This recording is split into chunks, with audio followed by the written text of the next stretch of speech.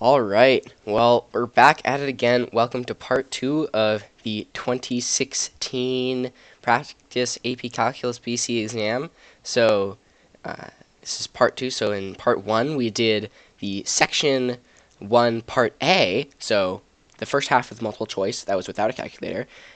And now, we're going to be doing section 1, part B, which is multiple choice with the calculator. So, with that out of the way, let me clear this up, get us some new multiple choice numbers here to fill in, and let's get right to it. See you in a second.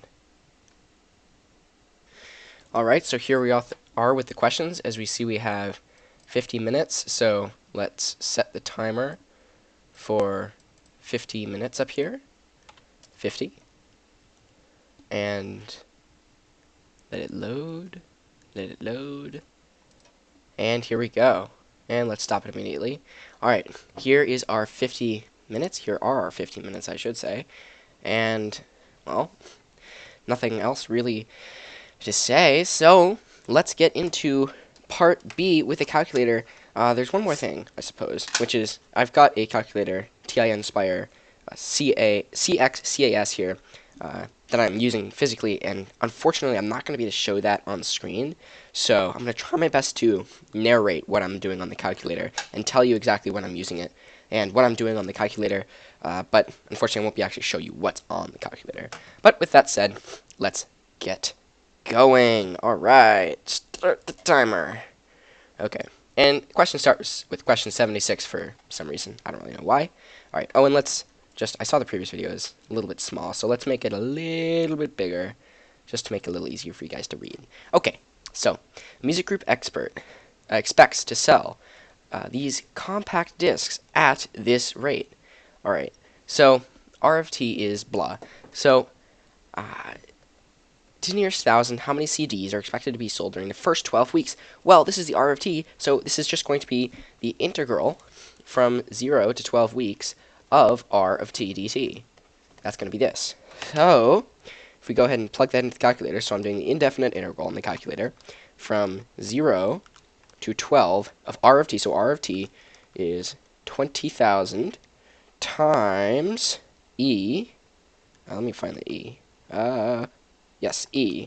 So 20,000 times E to the negative 0.12 T.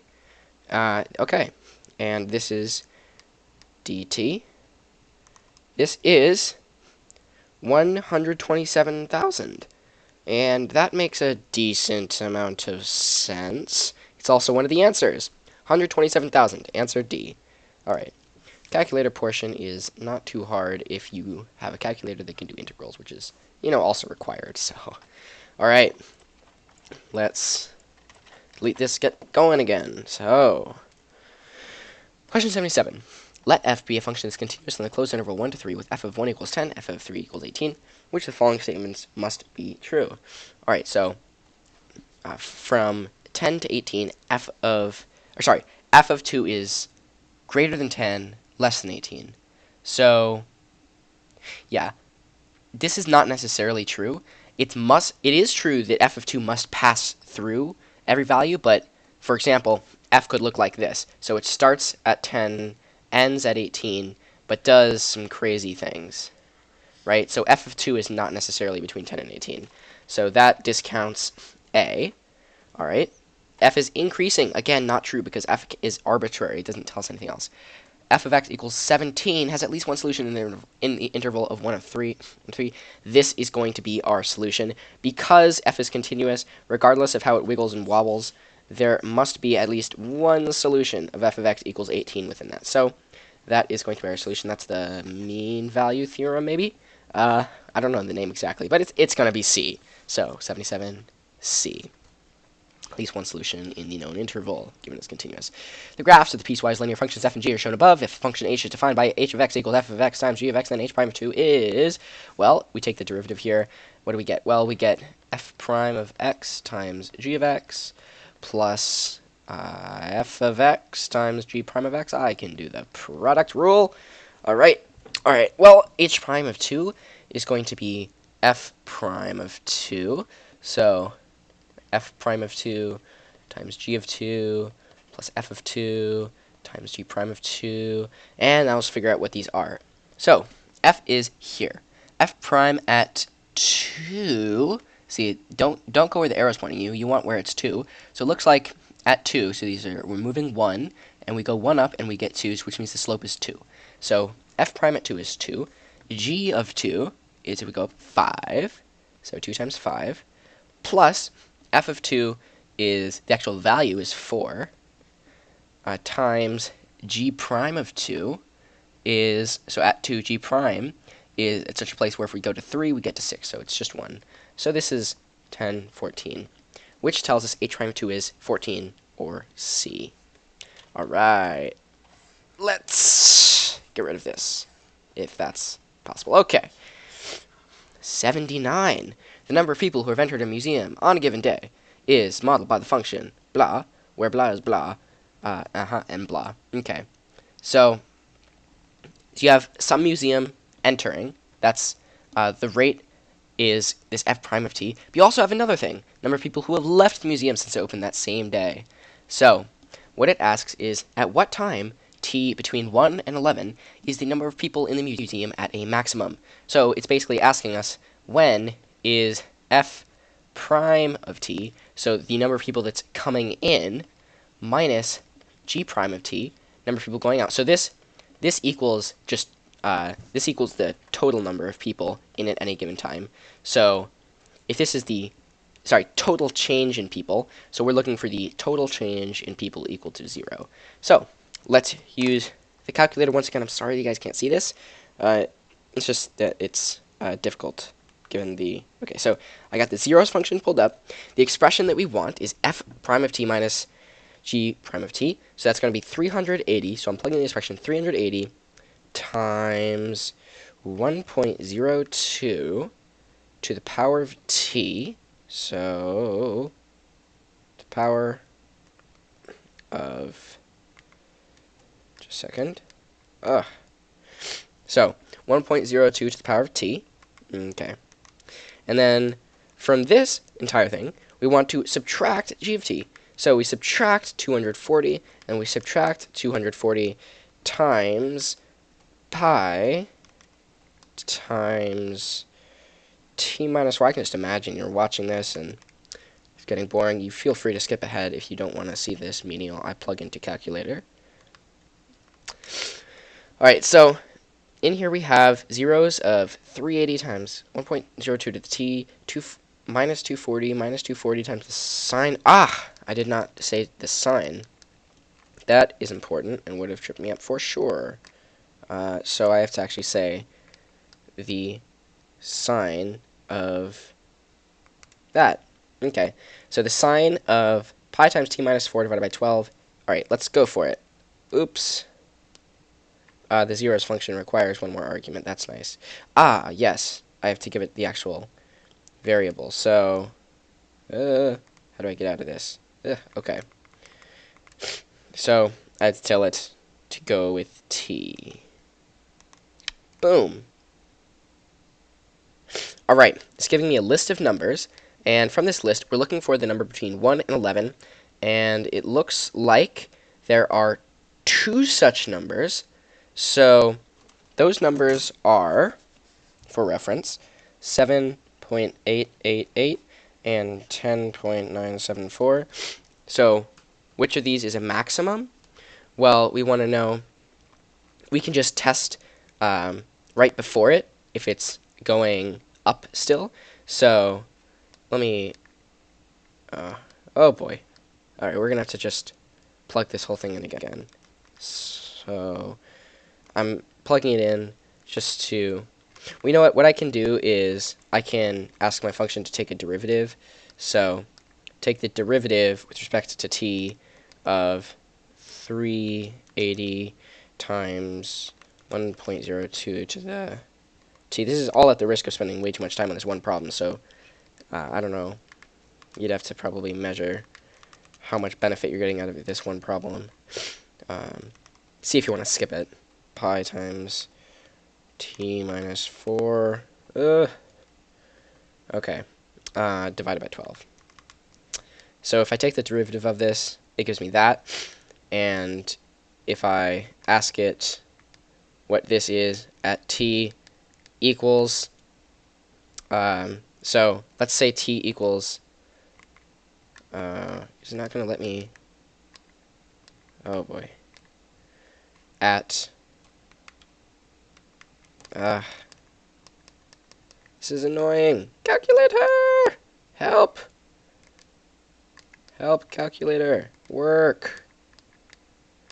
This is a good lesson. You should figure out how your calculator works before you start your test. So, okay. Taking way too long. It is either B or D. And we don't know which. So, let's write a note. B or D. Flag it. And come back to it later. Yeah. Figure out your calculator before you start the test. Always helpful. Okay. Boom. Nope. Erase. Yes, okay. Let's move on. The derivative of the function f is continuous on the closed interval 0 to 4. Values of f and f prime are selected for x given. Okay. If from... Okay, so we have derivatives of the function f, and we actually have the function f itself. If the integral from 0 to 4 of f prime of t equals 8, and f4... Okay, so integral from 0 to 4, this is the fundamental theorem of calculus. It tells us that f of 4 minus f of 0 equals value of integral, so 8. Well, we know f of 0 is 5, which is the equivalent of saying f of 4 minus 5 equals 8. Well, this is just saying that f of 4 equals 13. So, E13. Boop. Okay. Not too bad. Alright, and let's actually work on another problem before clearing this up. Although we can switch colors. So, the figure above shows the graph of this. If g of x is from 1 to x, dt, and the shaded region has an area of 2, what is the value of g of 2? Okay. So the shaded region is area 2.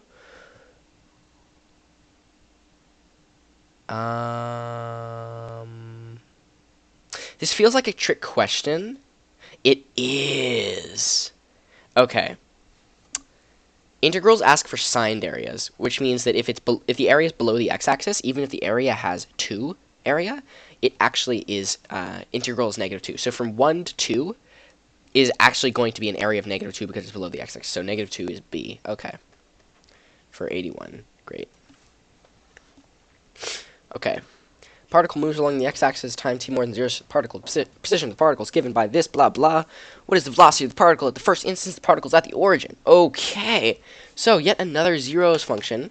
So sorry, this is going to be slightly boring.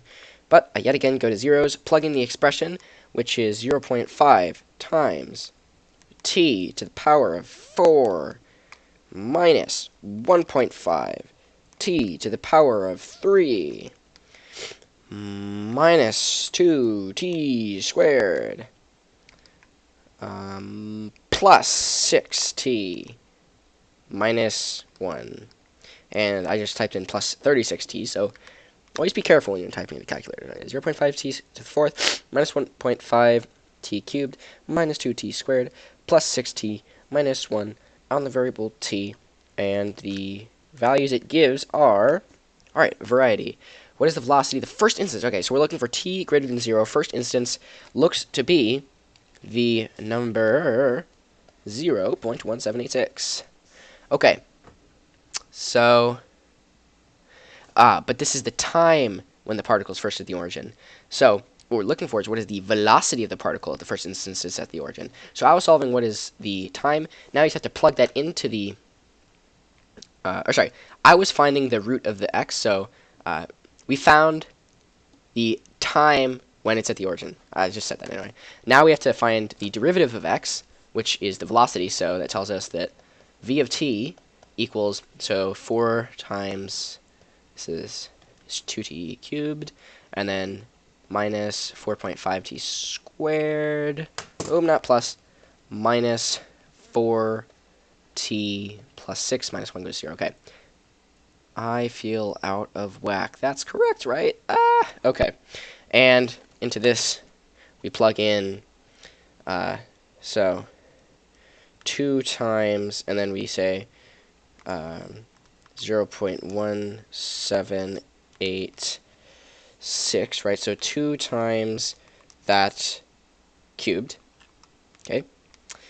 Minus 4.5 times that squared, minus 4 times that, plus 6. Haha! 5.13. Answer D. Okay. And the graph of f of x, the derivative function f, is shown above. Which of the following could be the graph of x? Okay, so what could it be? So here we have a couple of things. So, all right. So we have the graph of x, derivative of f. All right. So, oh, I see. Sorry, it's up above here. So we have the graph of f prime is there. So we're trying to find, essentially integrate this. So the way we're going to do that is, if this is f prime, we should see that the function starts by going down. So like 2 and 3. So 1 is immediately eliminated. Like 2 and 3, except that at 1, it's slowing down, going down. At 1, it starts going up. Back at 3, it starts going down. Okay, so this is satisfied by both 2 and 3 so far. And then the derivative starts up high. All right, so basically 2 and 3 are the same function, except this second half is separated by y-coordinate, just adding it on. And that doesn't actually affect anything because there's a plus c anywhere in here that we don't know. It's just telling us how it's changing, which tells us that it's 2 or 3, so E. All right, let's speed up a bit. Spent too long on the calculator on these silly questions. The figure above shows what's going on here with my thing. Stop. Nah, non-spec element. Taking a test here. All right, the figure above shows the region A, which is bounded by the x and y axes. The graph of x, f of x equals sine of x divided by x for x equals greater than 0, and the vertical line x. Okay, so what we have here then is, so f of x sine x over x. We have some line k that we're stopping at, also the x-axis. So we're essentially looking at this area and how it's changing when k is increasing at a rate of pi over 4 seconds. So what we're going to try to find is, given where k is, how is this changing? Well, we're lucky that, right off the bat, we have that what we're solving for is the change with respect to k of, and then our function here is really the integral from 0 to k of f of x dx. So what this tells us is this is going to be just fundamental theorem of calculus time, f of k minus f of 0 is this change. And of course, this is the unit change. So if k is increasing at pi over 6, then this is telling us that we're going to have pi divided by 6 times f of, well, k is changing at a rate of pi divided by 4, and k equals pi divided by 6. So f of pi over 6 minus f of 0, which we know is, just a second. Definitely feeling a little sloppy on this. I know it approaches 1. Is that a reason that we can use it, though? Let me think about this. How fast is the area of the region? Oh, yes. Okay. That's perfect. So when we plug this in, it's going to have a variable. So we're going to have two terms from this integral, right? F of k minus f of 0. But really, this is like in the integral form, right? And when we take the derivative of like integral f of k, integral f of 0, right? The f of k is going to go back to f of k, but f of 0 is a constant, so it just goes away. Yes, okay, finally making some progress.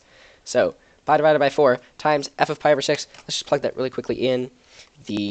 Well, okay, we can just figure it out. So the sine of pi over 6 is 30 degrees. Sine of 30 degrees is 1/2. Yes, it is. So times 1/2 times, well, actually just times 1/2 divided by pi over 6, right? Okay, so this is going to equal, pi's cancel out, 1/8 times 1/6 equals an answer that isn't here. What? Let's move on. We will figure it out later. Yeah. It's unfortunate that we're doing so much moving on, but you gotta obey the time sometimes. Alright, the function f is defined in the open interval blah and has first derivative given by blah. Which of the following statements are true? Alright, so, sorry. In order for I to be true, the relative minimum, you know that f prime of x has to have has to equal 0. So, okay, first of all, let's just prove that sine of x squared equals 0. This is the derivative. If this equals 0, we're going to have either a relative minimum or maximum between 0.4 and 2.4. So we find the arc sine of 0 is 1. Or sorry, wait a minute. Yeah, so x squared equals 1, so x equals 1. Plus or minus, but we care about where's greater. Okay, so this means that there is a maximum or a minimum at 1. And now to figure out what that is, let's say that let's figure out what f prime is just before 1. So f prime is the sine, I'm using my calculator here, the sine of x squared, so let's say 0.99 squared. Alright, that is...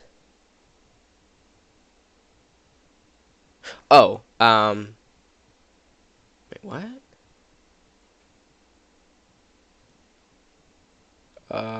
Wait a minute. Arc sine of 0. No, arc sine of 0 is 0. There's some messing up going on here. If I plug this into my zeros function, just to sanity check, okay?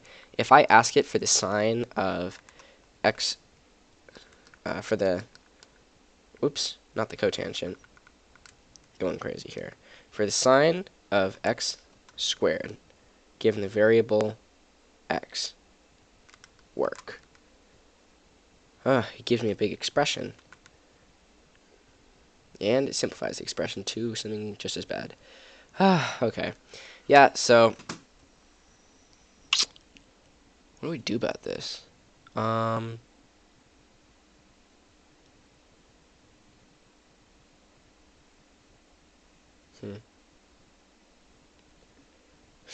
Let's work until 28 is done. 28 minutes is done. So,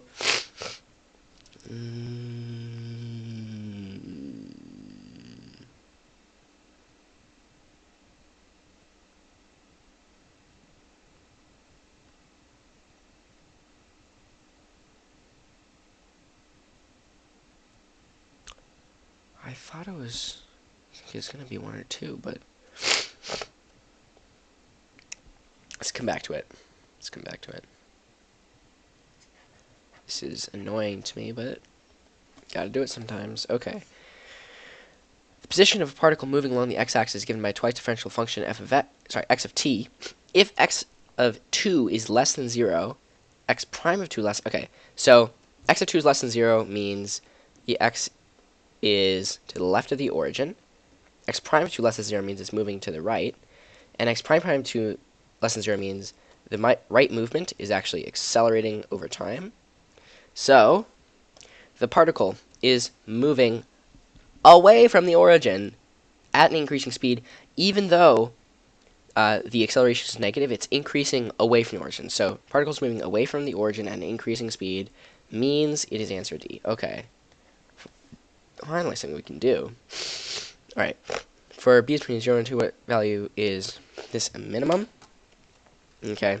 Let's calculate minima. Do I have a minimizer function here? Min. No. Okay, I don't. So, instead, what we're going to do is calculate. So if this was, so this is a function to find the minimum. We're going to set the derivative equals 0, so the derivative is going to be the cosine of e to the b, and this equaling 0.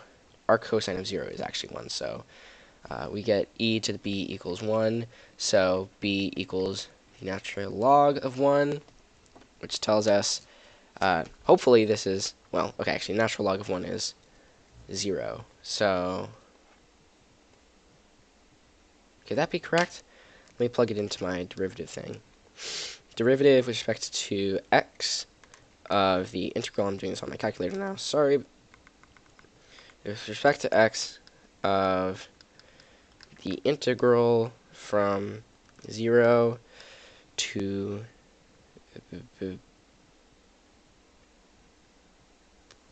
x of cosine of e to the x dx, okay. This, yeah, okay. And this equals 0 implies, you know, we've got a, so let's just roll with it, A, and put like a mini flag. Ha ha ha, this is going right on plan. The graph of function f is given above. The value of limit of x approaches 0 of f of x 1 minus x squared. Alright, this is one of those trick questions. X is approaching 0, but because we're squaring x, it doesn't matter. X is going to be going from positive, regardless if it's coming from the right or left, because it's squaring squared, it's going to be going positive to negative, which means when we're subtracting positive to negative, it's going to start like 1 minus 0.1, and then go to 1 minus 0.001, 1 minus 0.00001, which means it's going to be coming from the right, which means the limit is going to be, wait, oh, not at all, opposite, because it's going to be a negative value, right? So it's going to be to the left of 1. So sorry, it's going to be 3, yeah, 3c. Because we're squaring it, it's regardless of if the x is going for left or right, x squared is going to be positive, which means subtracting is going to be coming from the left. Okay, x equals 3. Sorry, limit's 3. Yeah, c. The velocity of a particle moving along the x-axis is given by v of t equals 2t squared sine t for t between 0 and 2. What is the total distance traveled by the particle between t equals 0 and t equals 2? Alright, remember total distance is from question 28 of the previous section. We have to sometimes do an absolute value to be absolutely sure. Pardon bad jokes. Alright, so total. Okay, so total distance traveled. In order to get this, we have to make sure that we are doing this correctly. So let's see if I plug this into my zeros function, 2 minus t squared times the sine of t for, oh no, taking it, okay, times the sine of t, comma t, give it the variable. It tells me that we have a 0, so we're looking for any zeros of the velocity, because that would tell us that we might have to use the absolute value there in order to get the actual total distance when we're integrating. And you can go back to question 28 of the previous section if you'd like to see that. And indeed there is. It's at 1.142228. So let's write that down. 1.42208. Okay. So what that means is we're going to take the integral from 0 to 1.42208 of v of t dt minus, because at 0 this is going to be positive, right? But then this is going to, the velocity is going to go negative, but it's still going to be contributing to distance. So we got to do this up to 2 of v of t dt. It's going to be negative, so we have to multiply by -1 to make it positive, because it's still contributing to the distance. All right, so now we can say safely the integral from 0 to 1.42208 of 2 minus t squared sine of t dt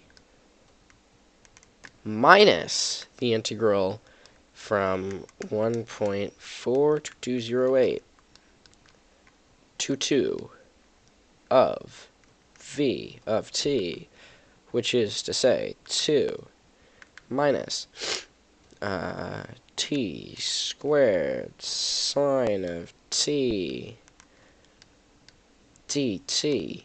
Boom. 2.53888, aka D. Alright, now, next question. Alright, so let's go. A cup has the shape of a right circular cone. The height of the cup is 12 centimeters, and the radius of the opening is 3 centimeters. Go away, bad text. Alright, so, let me also just quickly delete this. So, water is poured into the cup at a constant rate of 2 centimeters per second.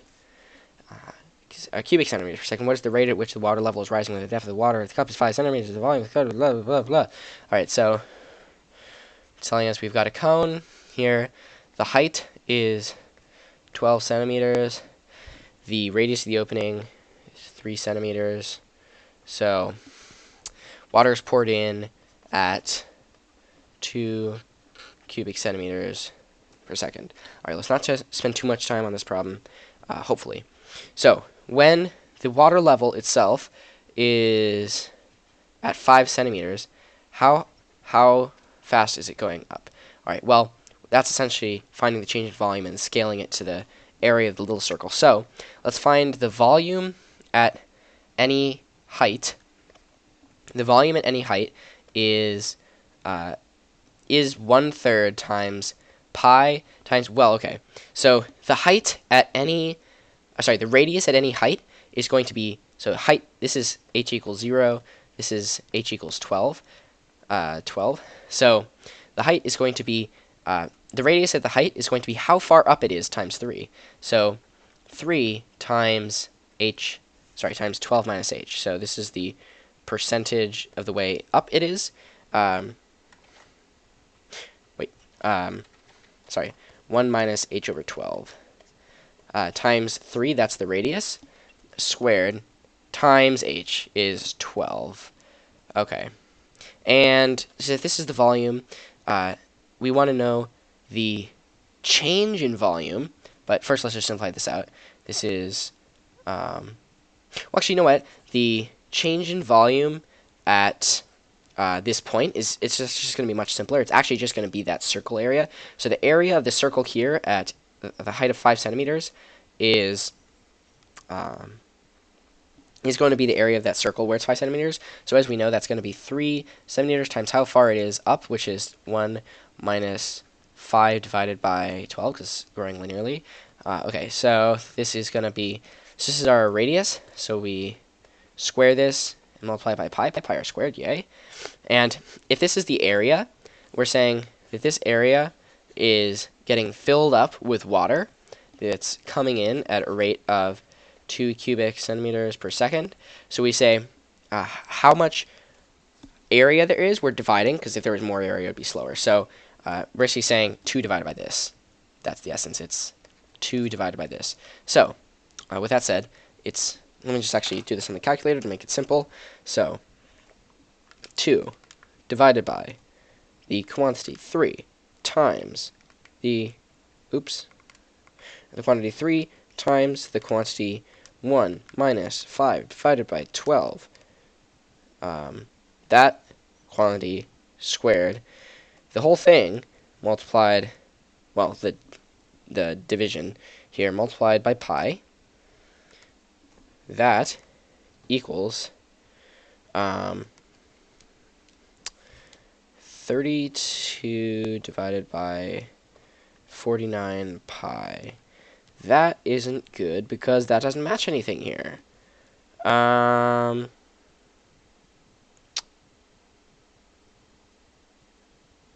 Okay. What can we do to fix that? Well, we have a 32 divided by 25 here. It's possible that's something going on with it. Radius of the opening, 3 centimeters.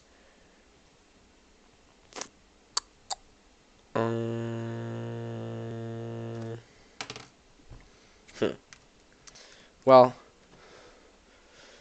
it's clear that 3 times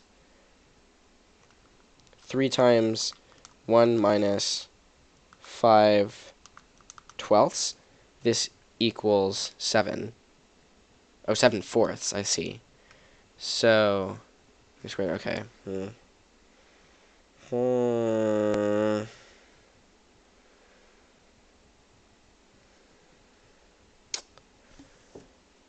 Oh, I don't want to do this again, but let's just guess and say it's A. It would be better to know for certain, but we don't want to waste our time, to be frank. Alright. Delete. And delete. The number of students who have heard a rumor at time t hours is modeled by function p. Solution to okay. At noon, 50, the school's 500. Alright, also at noon, increasing by 20. Which of the following could be the logistic differential equation? Okay, so, it's telling us that at noon, which is, okay, so, at noon, it has 500 students and it's increasing at a rate of 20. Well, let's see what that means. Well, it's encapsulating the 500 idea right here with everything is, it has 500, right? So, when p equals 50, we want to be increasing at a rate of 20, which tells us that dp dt at 50, which is, so they're basically asking us to pick a constant. So let's just call it k. K times p, so, but p is 50, so k times 50 times 500 minus 50 is 450, and this we want to equal 20. So we get that 20 equals 50 times 450. Let's quickly get that. 50 times 450. 22500. Okay. So k equals that number divided, or sorry, 20 divided by that number. 20 divided by that number, which is 1 divided by 1125. Okay, so that's answer A. Something we can do for once. Yay! Okay. 92. Let f be a positive, continuous, decreasing function. If f of 1 to infinity of f of x dx equals 5, which is the following statements by the series f of f of n must be true. Alright, so, first of all, it's positive, continuous, decreasing, which tells us it's this. So, it's telling us that this area here is going to be 5. So, i.e., it converges. That's going to be important because the sum here can be thought of as like Riemann sum. So it's going to be having rectangles of size 1, right? So it's going to be overestimating, right? You're going to have these gaps, which I can color in red here. It's going to have these gaps. So it's going to be an overestimate. So it might converge, but it also might diverge. So, all right. It can't be B because the sum is not going to be less than 5. It won't be C because it's positive, continuous, decreasing. Like we say, it's going to be greater. So it can't be A. You know it's going to have a value. It's going to be greater than 5. It's either D or E. How can I figure out anything different?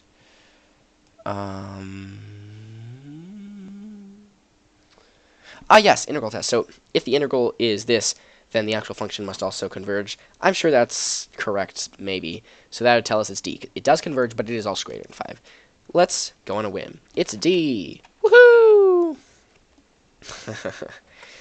Okay, let's go back to some functions. Let's go back to some questions that we had no idea how to solve. Starting with, let's go first to last. 73. 79, I mean. Ugh. Can't even talk. Oh boy. The museum, the infamous museum. What is the number of people? What time is the number of people at a maximum? So we knew that this was either B or D. So, okay.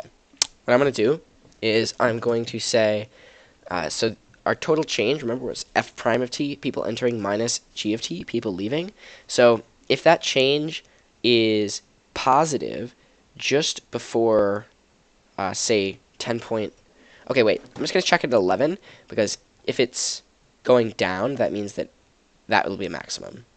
Okay, so 380 times 1.02 to the power of 11 minus 240 times the sine of pi times 11 minus 4, so t minus 4, but 11, minus 4, divided by 12.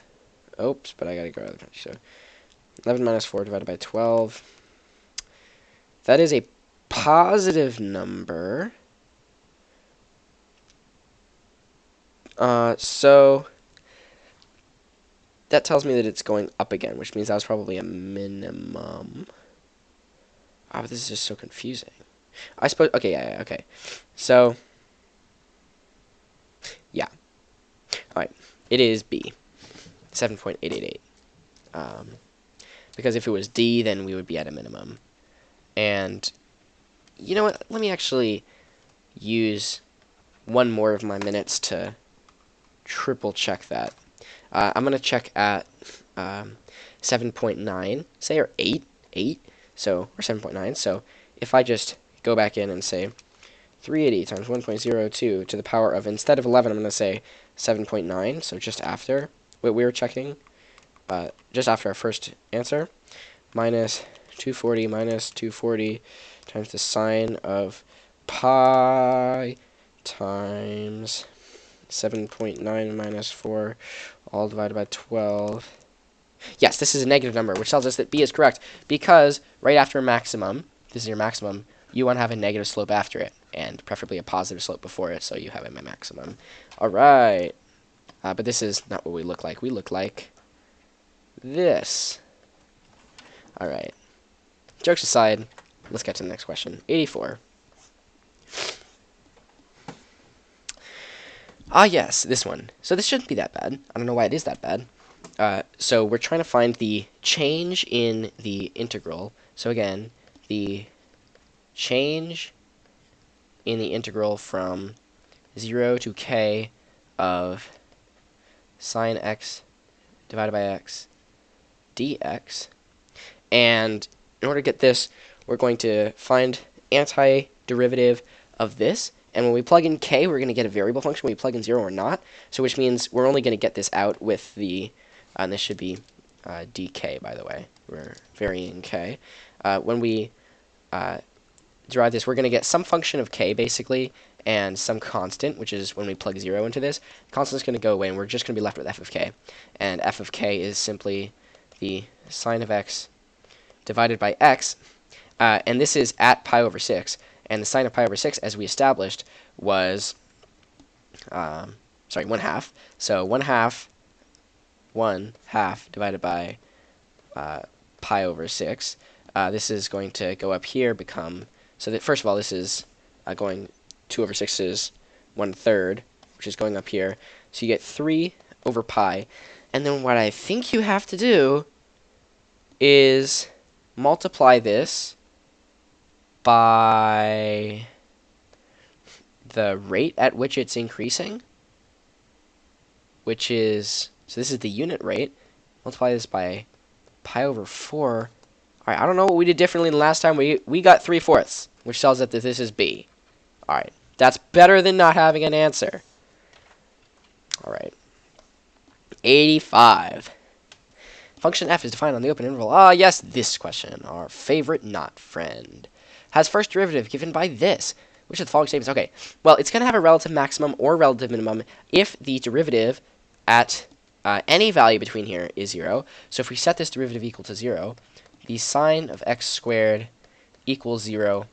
Well, if we take the arc sine of 0, this implies x squared equals 0. And, oh, wait a minute, but that's not necessarily true, because we're going to actually get loads of zeros if we do this.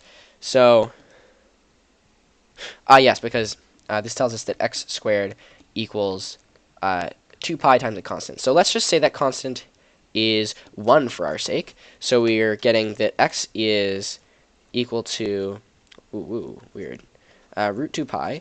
So if I calculate this on my calculator, I find that the square root of 2 times pi is equal to 2.5066. So we cannot actually have something between 0.4 and 2.4. All right, sad. That means that 1 and 2 aren't true, which blocks off A, B, D, and E. So only C can be true. I guess it has 2 inflection points. That seems wrong. But let's roll with it, I guess.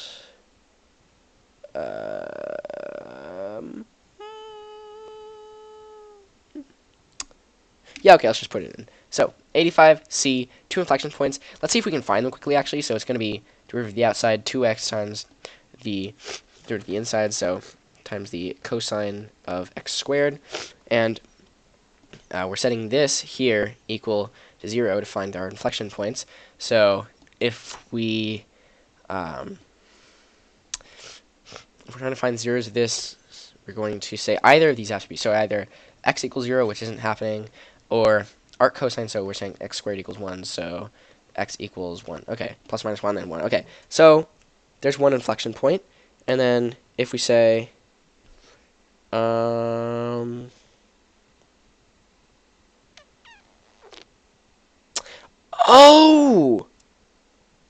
Wait a minute. Hold up. All right. Scooch back. Actually, let's get rid of this. Boop, boop, boop, boop, boop. You have zeros on a 2 period. You have a 0 sign here, and you have a 0 sign here. So really what you want to do is you want to be evaluating, if you're going to be doing that for the derivative, you want to be evaluating where the sine of x squared equals 0. This implies that x squared equals pi times k, for, of course, k is an element of the integers plus, or well, not technically. Anyway, goodbye real analysis. Let's evaluate this for k equals 1. Tells us there's root pi, which is 1.7 or so. Okay, let's evaluate. So the square root of, the square root of pi equals 1.77. So if we calculate at 1.7 and it's a maximum, then it should be going up. So this is if it's a maximum. But if it's a minimum, 1.7 should be going down. All right? So this is a minimum. So let's calculate it at 1.7. The sine of 1.7 squared. Hey, that is slightly positive, which means we're going up towards a maximum. Yay! All right, which means it can't be 2 because you can't have a relative minimum. And is it 1 and 3? Yeah, I don't think they're going to be 2 inflection points. Let's say it's B. Woohoo! Total guess. Not quite. It's an almost total guess. Let's give that a 40% chance of being right. That's pretty good, right? If every question had a 40% chance of being right, you'd have like 1 in a million, maybe 1 in a billion of getting a perfect score. That'd be fun, wouldn't it be? At least on any of these sections, and take that to the power of 4 for fun. 87. The minimum. Ah, yes, this is totally not correct. So, question: how do we prove it? So, the arc cosine of e to the x, or sorry, the cosine of e to the x, we got kind of rush, equals 0. This tells us that e to the x equals 1 plus pi k. All right, assume that this is actually 1 plus pi. That tells us that this is the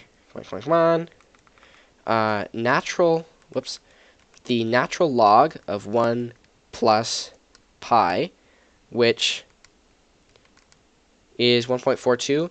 Wait, that's not actually an answer. So,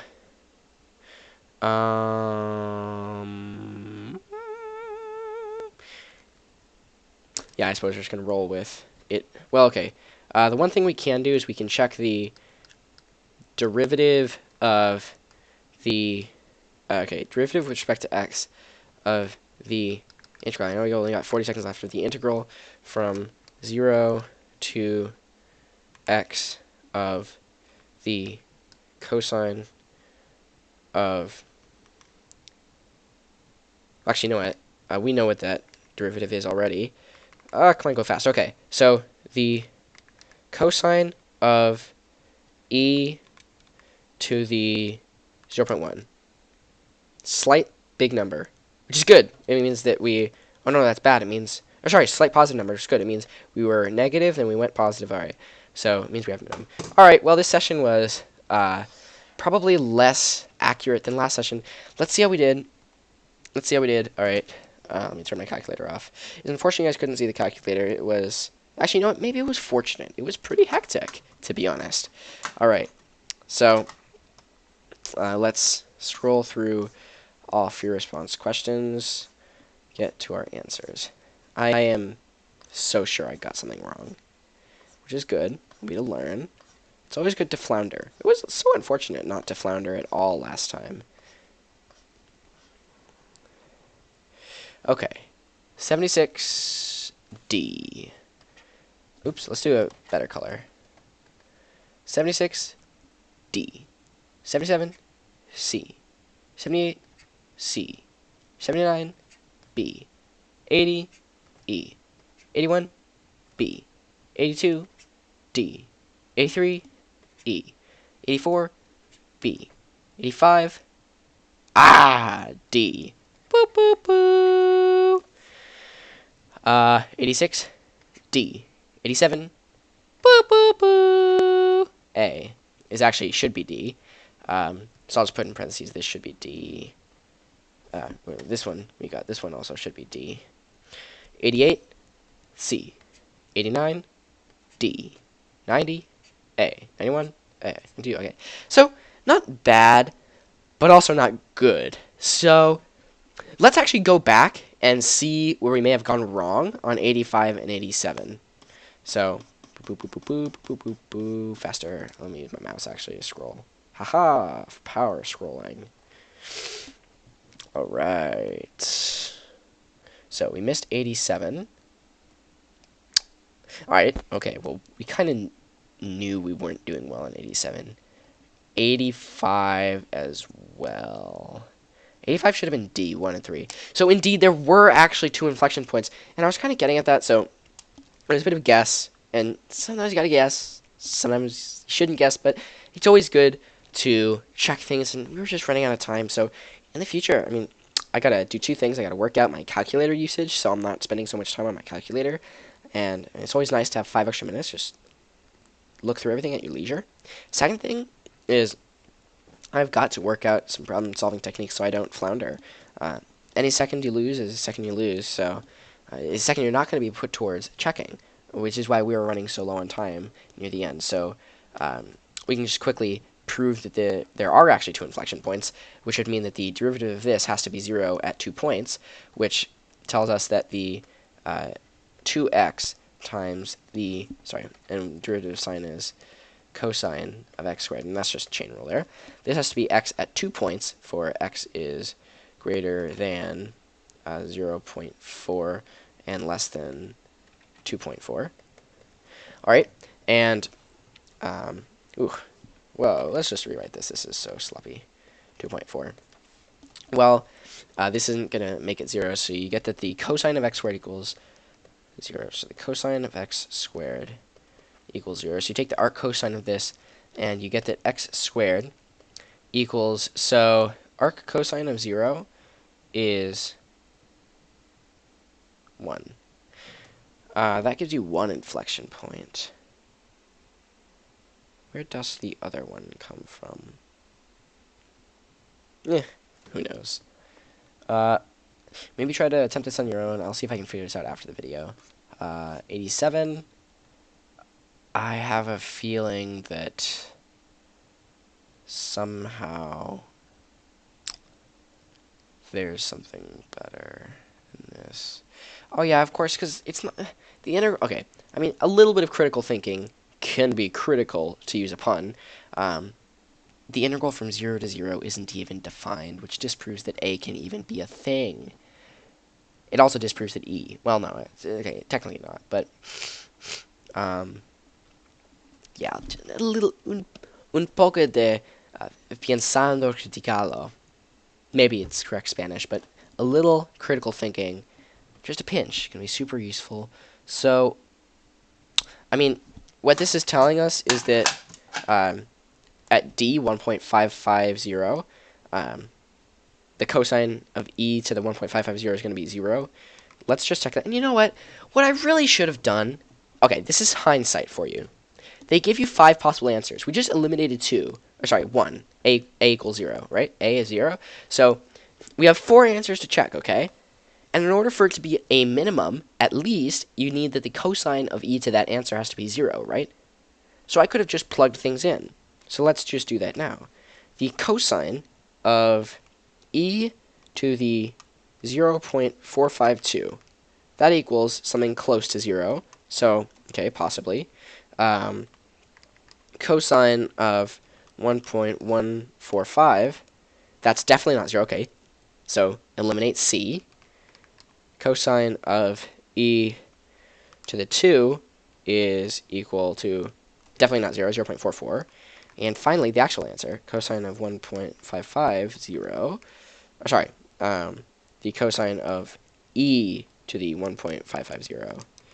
That equals, again, a very small negative number. And because they're not giving us full decimal places, we have to assume that these are going to be slight underestimates for what the actual value is going to be. So getting a small negative number here is what we're looking for. It also looks like 452 is working, but I can see how D would work. All right, well, with that, I'll see you in the free response question section. And, I mean, it's always good to make mistakes, and it's always good to learn from mistakes that you make. So if you're ever taking a practice test and you make a mistake, don't get down. It's easy to, and maybe it's right to for a little bit, but just remember that in making the mistake now, you can hopefully not make it on the real test. So with that, I'll see you for the free response questions.